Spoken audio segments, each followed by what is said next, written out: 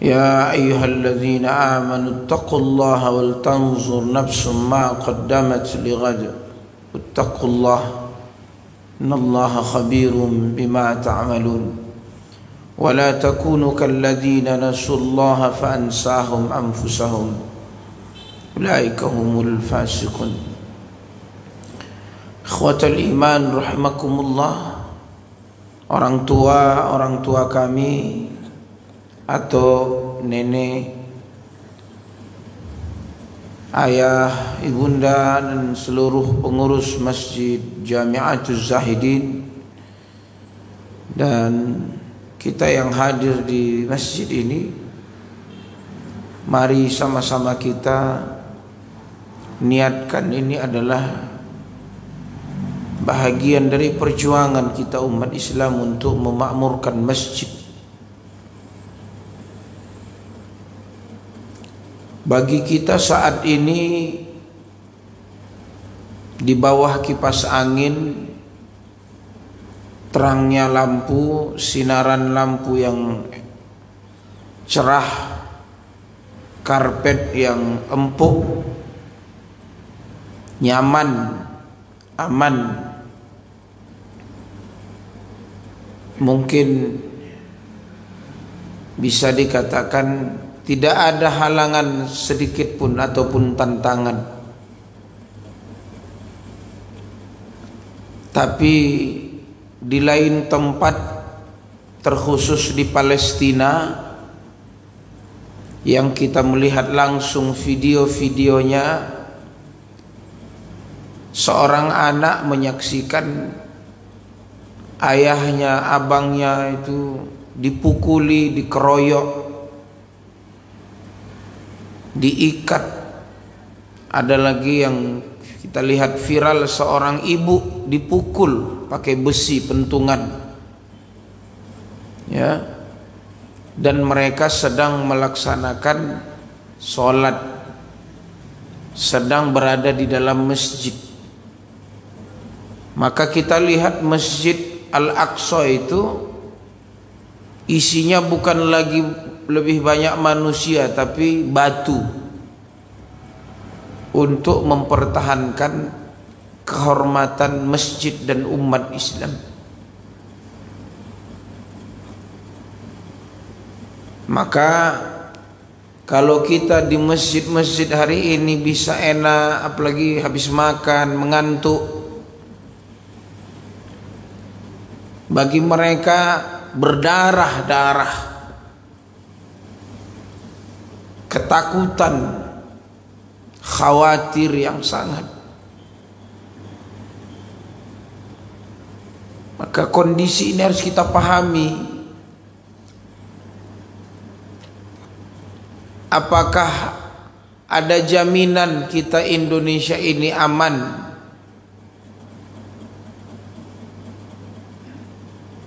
Padahal Allah bilang dalam Al-Quran, daraballahu masalan qaryatan kanat aminatan mutmainnah ya'tiha rizquha ragadan min kulli makan fakafarat bi'an'umillah fa'adhaqaha Allahu libasal ju'i wal khawf bima kanu yasna'un.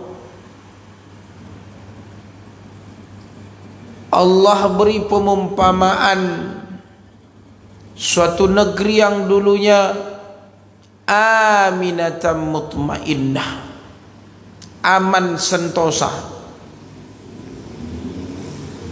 rezeki melimpah ruah berdatangan dari seluruh penjuru. Kalau Ustadz Zainuddin MZ bilang negeri yang loh jinawe, gitu ya, loh jinawe ini batang ubi dilempar tumbuh.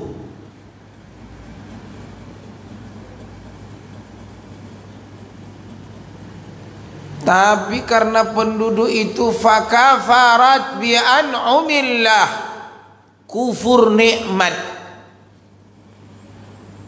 akhirnya minyak goreng pun mahal. Padahal bergerak sikit sawit, Pergi kemana? Kelapa, sawit kelapa, sawit kelapa. 2 hari yang lalu pergilah saya ke pasar pagi Arengka, karena ada saudara mau buka puasa di rumah kawan-kawan, beli udang, beli. Jadi saya mau beli kecap. Saya tengoklah ibu-ibu beli minyak goreng curah. Saya tengoklah minyak goreng curah ini, warna macam minyak jelantah. Inilah yang mau dimasak, saya kira-kira. Sedih saya.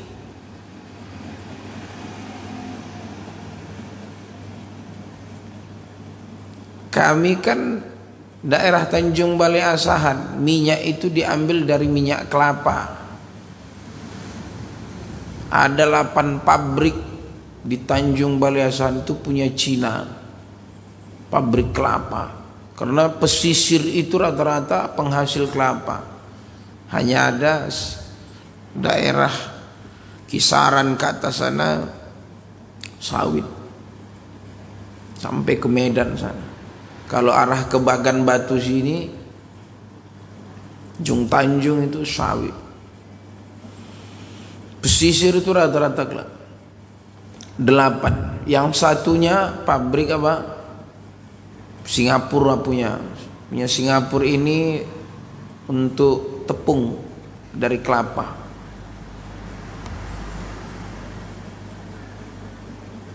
Minyak itu aslinya putih rupanya. Kalau dari kelapa, kalau PCO itu yang bagus. Jadi obat segini 250 mili aja 40.000, 30.000. Paling murah 25.000. Itu yang sebenarnya layak dikonsumsi. Saya belilah, saya cari di supermarket di sini, harganya 30.000 lebih sekilo, putih. Jadi qaryatan kanat aminatan mutmainnah ya'tiha rizquha raghadan min kulli makan. Allah kasih sebenarnya dari perut bumi ini rezeki, tapi karena kufur nikmat.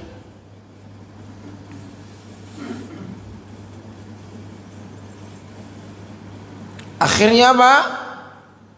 Fa'adzaqahallahu libasal ju'i wal khauf.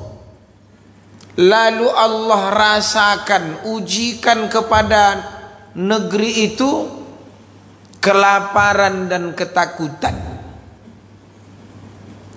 atas ulah yang mereka perbuat. Kira-kira ayat ini mirip nggak dengan Indonesia?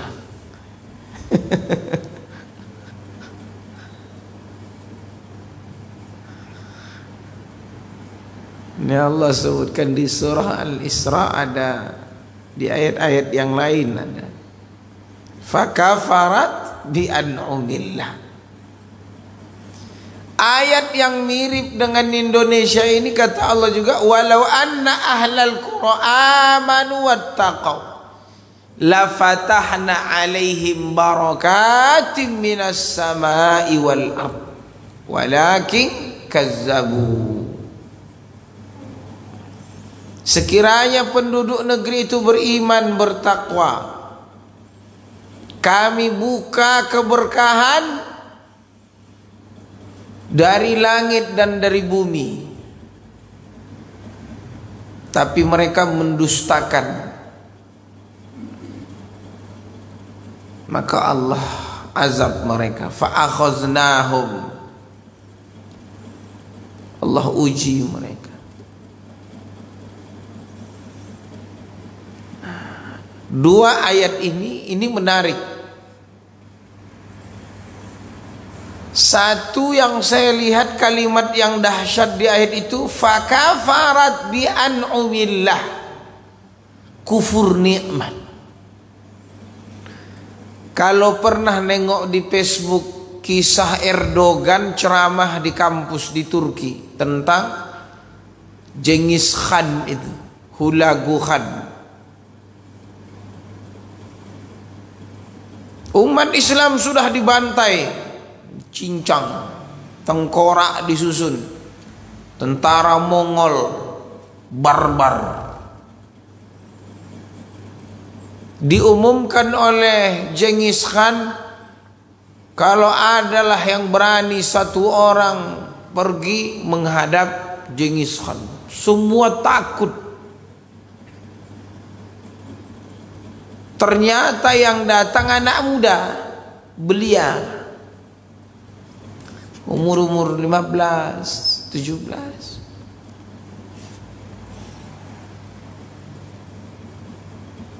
Dibilang pengawal, sudah datang. Pas disuruh masuk, tengoknya terkejut dia. Hah? Apa tak ada yang lebih hebat datang? Dia pembantai umat Islam, ratusan ribu dibantai. Ada yang mengatakan 800.000, bahkan ada yang mengatakan lebih 1 juta umat Islam dibantai. Bayangkan itu.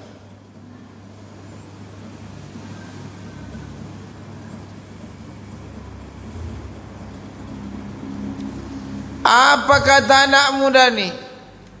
Genghis Khan, kalau kau mau yang besar ada di luar, unta. Kalau engkau mau yang tua yang berjenggot, ada di luar juga, kambing. Kalau mau engkau yang suara nyaring, ada juga.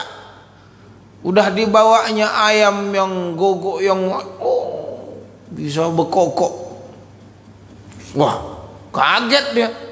Ini bukan orang sembarangan ini.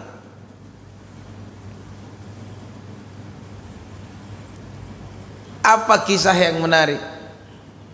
Mirip dengan kisah runtuhnya Granada, Cordoba, Valencia itu, Spanyol.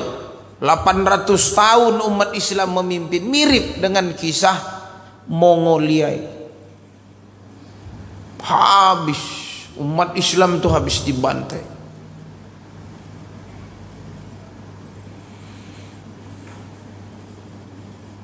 Apa kata anak muda nih? Kami ini bersyukur kau datang ke negeri kami, kau bantai kami. Kami sadar sekarang. Jadi ternyata Allah mendatangkan musuh itu ada hikmah, supaya umat Islam itu apa? Sadar, bersatu, bersaudara, bahwa selama ini mereka lalai.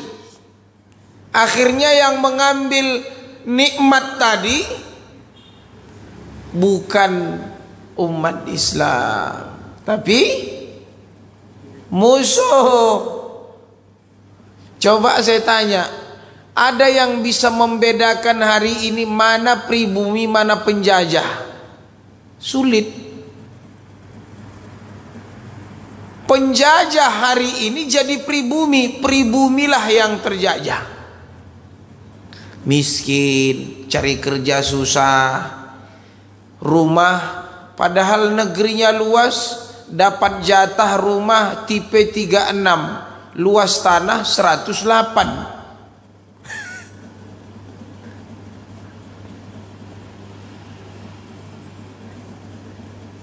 Padahal negerinya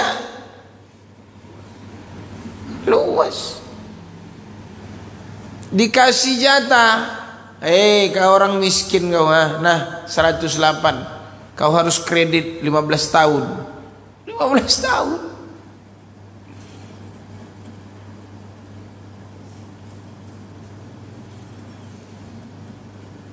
gajinya UMR,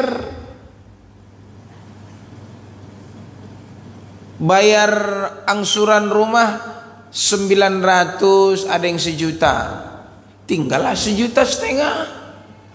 Bayar listrik 200-300, beli gas. Ini Bu, ada kawan nulis di Facebook Pali, bawa duit 100.000 ke pasar, dapatnya cuma 3, gula sekilo, tepung terigu sekilo, minyak goreng 2 kilo, 100.000. Belum beli ikan, belum beli beras.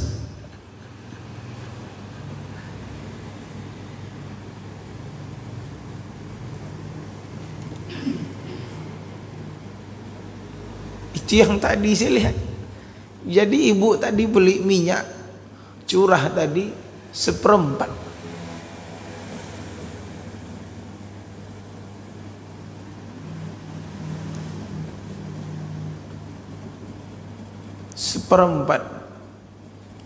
Saya menetes air mata.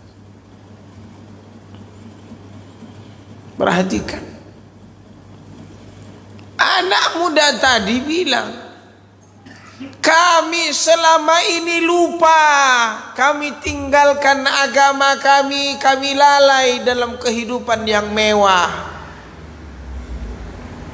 tak kami jaga. Lalu kalian datang, kalian pecah belah kami, kalian jajah kami, kalian bunuh kami. Sekarang kami sadar.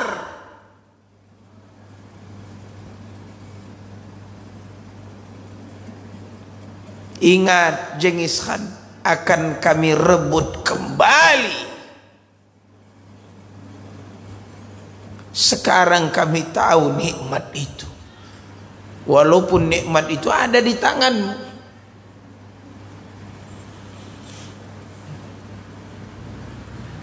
Yang repotnya kita udah lama, mulai dari Belanda lah, Portugis lah, Inggris masuk lah, ini masuk, Jepang, semuanya masuk. Sampai hari ini tak sadar-sadar.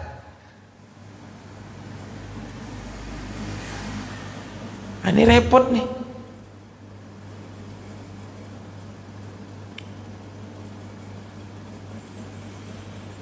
Ada saya ikuti, ada satu kawan tuh buat pecinta sunnah, buat deh.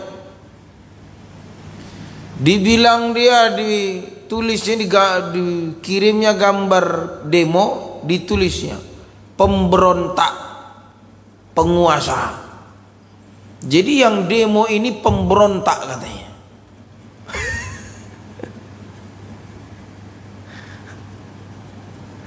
Itu pula kawan saya bilang, ini pemecah belah atau ngeri-ngeri Pak. Jadi kita umat Islam ini udah memang posisinya sedang dipecah belah umat Islam. Ini saya baca ya. Penyimpangan. Jadi dari ayat tadi, yang terjadi di masyarakat, satu, dangkalnya pemahaman masyarakat terhadap Islam, inhiraf wa jumudil. Kalau di sini disebutkan inhiraf, ini kan penyimpangan. Apa yang pertama? Qusuri fahmin nas lil Islam wa jahlihim bida'watil Islam. Dan mereka ini ketidaktahuan mereka tentang dakwah Islam.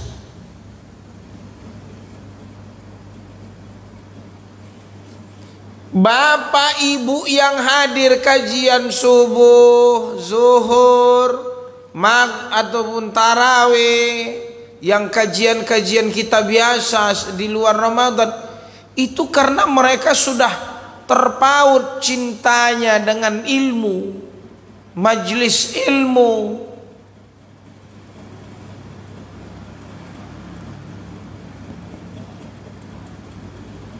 Tujuh golongan yang akan Allah beri naungan yang lain tak dapat. Salah satunya adalah seorang yang terpaut cinta kasihnya ke masjid. Padahal kalau dipikir, habis makan sahur 4:30, berangkat ke masjid sholat subuh. Habis subuh itu paling enak ngapain? Tidur, apalagi di bawah kipas angin ini dingin-dingin, disapu-sapunya mata kita. Wah, enak kali.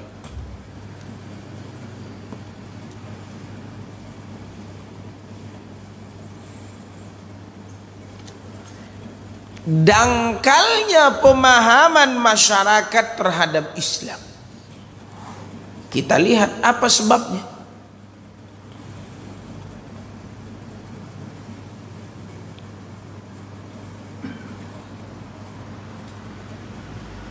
Satu, setelah dikuasainya tempat-tempat atau posisi-posisi strategis dari negeri ini, menteri-menteri, dirjen-dirjen, sampai nanti buku-buku, program-program untuk anak-anak kita, generasi ini, akhirnya muncullah kebodohan-kebodohan. Wayan syuru al-jahal, mewabahnya kebodohan. Kebodohan terhadap apa? Terhadap Islam. Yang bahaya itu bukan masalah bodoh karena tidak bisa membaca, tidak tahu wawasan. Jangankan masalah wawasan, coba suruh anak kita megang handphone, lebih canggih dia, lebih ngerti dia dunia ini. Apa yang terjadi di barat, di Cina, di India, tahu dia. Game-game tahu dia. Bukan bodoh masalah itu, tapi tidak mau menerima hidayah. Jadi jahiliyah itu di zaman Nabi bukan bodoh otaknya. Karena orang jahiliyah itu Al-Quran saja mau ditandingi, berarti kan pintar. Mau membuat Quran mereka, menandingi Quran. Makanya di zaman Nabi itu sudah ada ahli syair. Syair itu sulit kali memahaminya. Hanya orang ahli bahasa yang bisa memahami syair. Dia menyindir, dia menyanjung. Ibarat kita sekarang itu pantun. Mau menemui mempelai laki-laki atau laki-laki mau masuk ke rumah perempuan, buka pintu dulu. Buka pintu itu harus pakai pantun. Beradulah di situ. Cerdas orang itu, meramu kata-kata. Maka jangan bilang mereka itu bodoh, tidak. Tapi sulit menerima hidayah. Kenapa?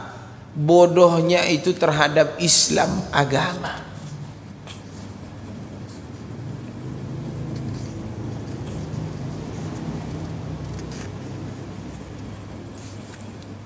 Di bulan Ramadan ini aja, Bu, ini mohon maaf saya sampaikan ke ibu-ibu.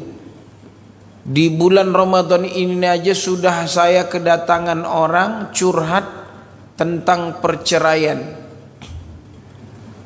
Bahkan ada yang istrinya lagi hamil.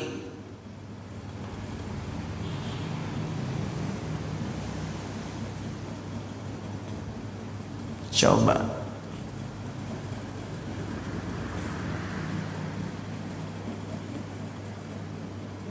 Berarti kan baru nikah setahun.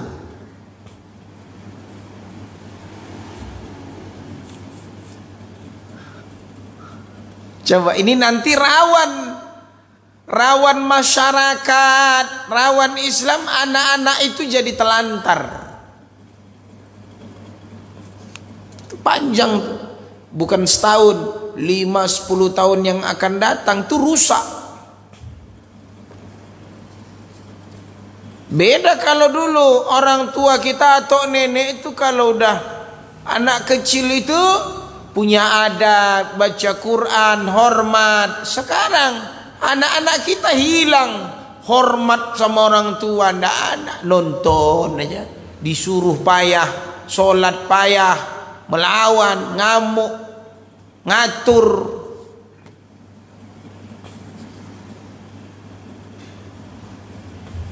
Saya tanya anak saya,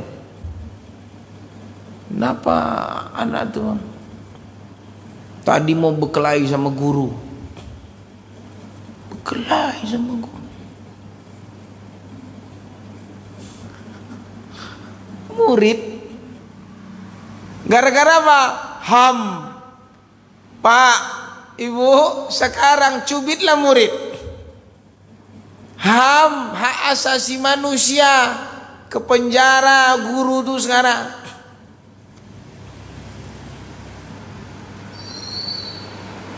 Dangkal itu. Dari mana? Tuh, mulai dari atas.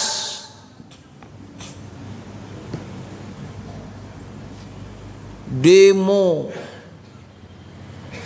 supaya tak 3 periode, tak ini tak itu. Tak ada yang turun, minyak goreng pun tak turun. Yang turun cuma celana.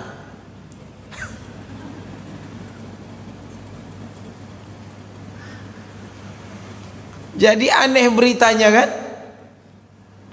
Yang dibahas bukan lagi 3 periode, minyak goreng, harga mahal. Yang dibahas celana.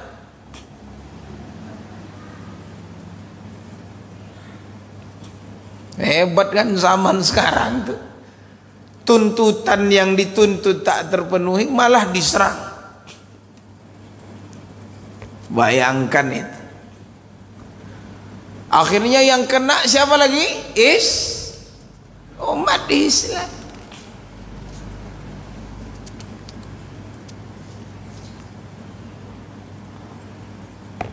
Jadi kebodohan itu diciptakan musuh, dibuat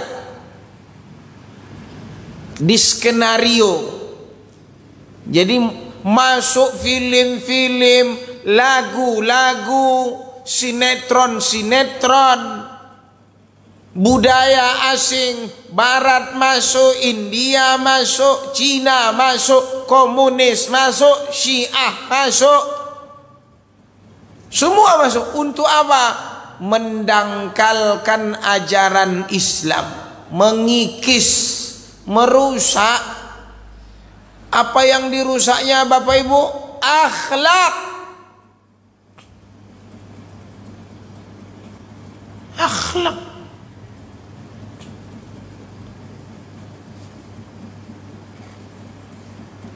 Makanya sekarang laki-laki macam perempuan, perempuan macam laki-laki, ada banyak. Rambut disemir, gigi dikasih kawat jemuran.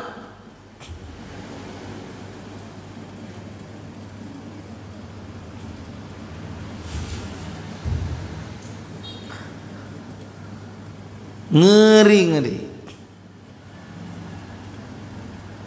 Apalagi saya nanti jam 7:30, 8 ini berangkat ke ngisi di anak-anak SMA.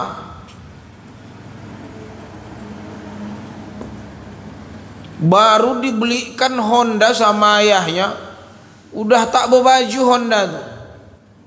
Dipreteli,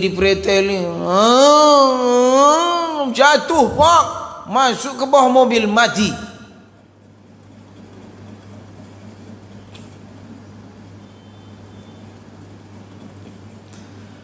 Di Eropa di bawah tahun 2000 inilah kejadiannya Indonesia ini.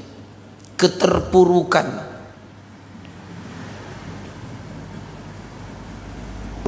Kita sekarang, ini puncak-puncaknya.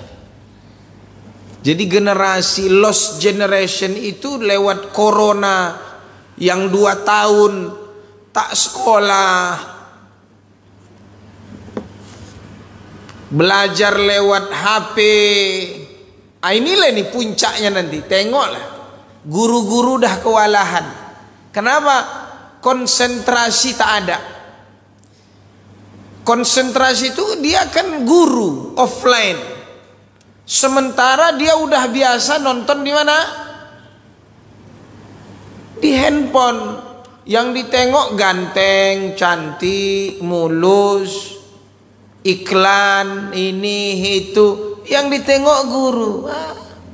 Otak kemana-mana. Kenapa Ustaz tahu? Ya saya guru. Guru-guru anak saya pun begitu. Belajar tadi nak? Enggak. Ngapain?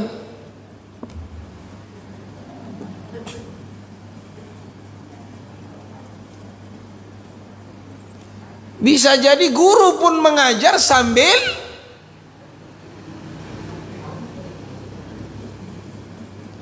kerjakan nak.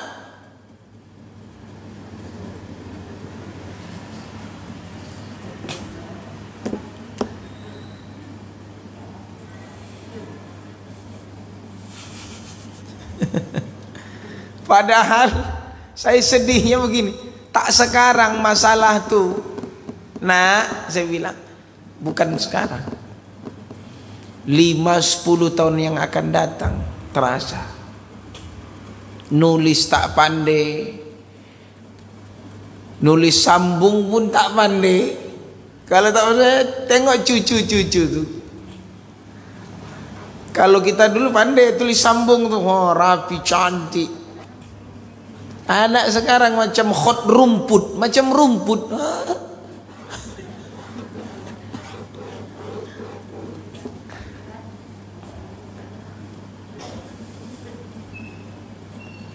Bahaya.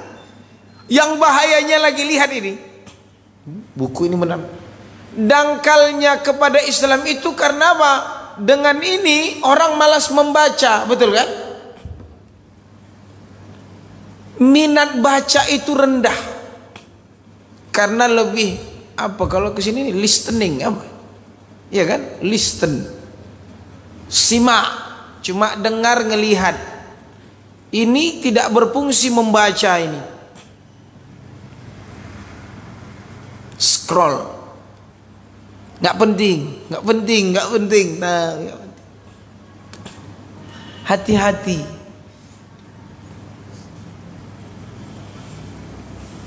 Saya matikan HP, remote TV disimpan, tadarus,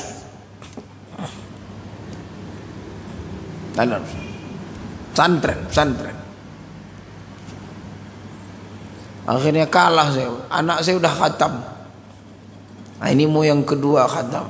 Ayo cepat belajar, baca Quran, menulis, buat mading, majalah dinding, buat ini. Kami disuruh pulang semalam dari pesantren, kami disuruh 4 kali tampil di masjid. Gimana materinya? Bantulah ya, bantu, ayo ini baca buku ini, tulis, diringkas. Kami dulu gitu, kalau mau ujian ringkas. Ini ya, yang cocok yang mana? Ini masalah niat, innamal amal, ini kata-kata ulamanya, tulis, hafal, baru tampil. Iya. Tulis. Nulis. Kalau tak begitu habis kita. Yang kedua,